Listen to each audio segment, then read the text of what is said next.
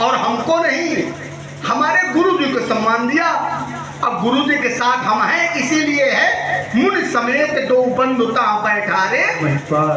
ये व्यवहार है।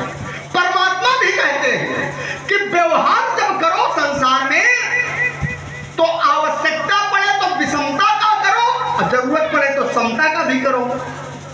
अब देखो तो सम ही देखो। क्या कहते हैं? यद्यपि सम नहीं राग न रोसू, यद्यपि मैं सम हूं, न मेरे जीवन में राग है न रोष है, कहीं न पाप पुण्य गुण दोषू, लेकिन व्यवहार मैं कैसा करता हूं तो कहते हैं तदपि करें सम विषम विहार।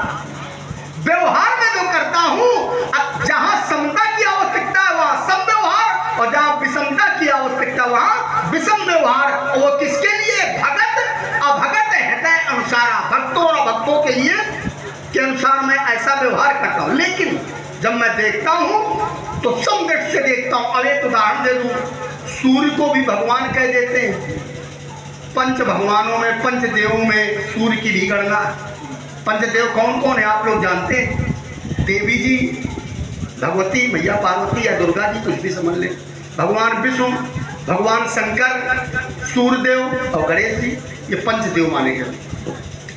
तो सूर्यदेव जब संसार को देखते हैं, इनसे ज्यादा समदृष्टि देखने वाला कोई है नहीं, विश्व में नहीं है।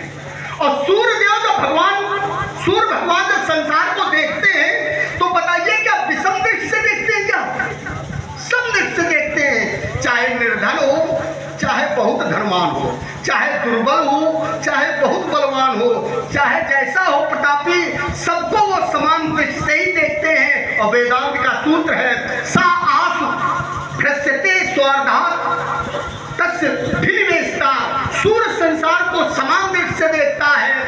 और आपो सूर्य हो, है कि नहीं? आयो भ्रगुकुल कमल पतंगा, पतंगा नाम सूर्य का। तो जब आप भी सूर्य हैं, तो जब वो साक्षात सूर्य समान दृष्टि से देखते हैं तो आप भी सूर्य की तरह जीवन जी रहे हैं, तो आप भी समान दृष्टि अपनाओ।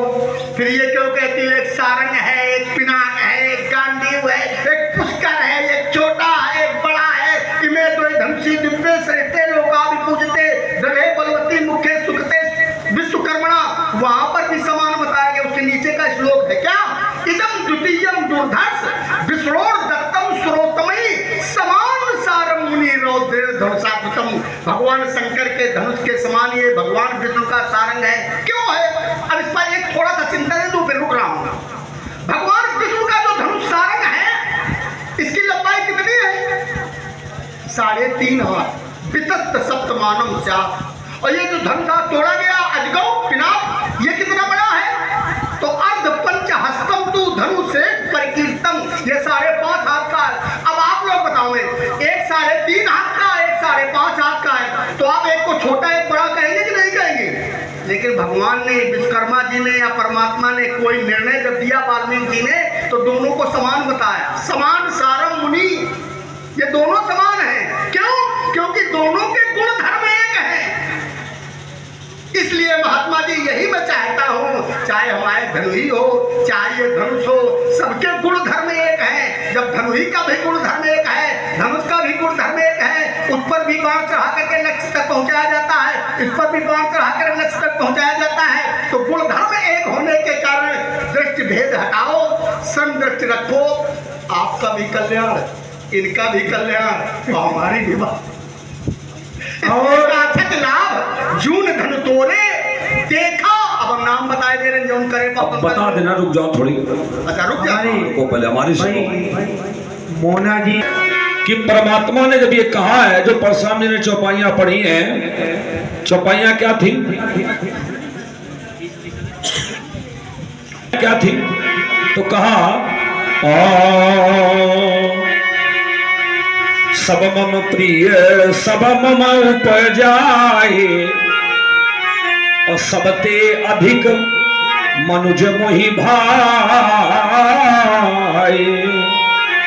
तिनमहु तुझ तुझ मोह श्रुति धारी, तिनमहु निगम धर्म अनुसारी। हमने कहा था निर्णय परमात्मा ने यहां तक दिया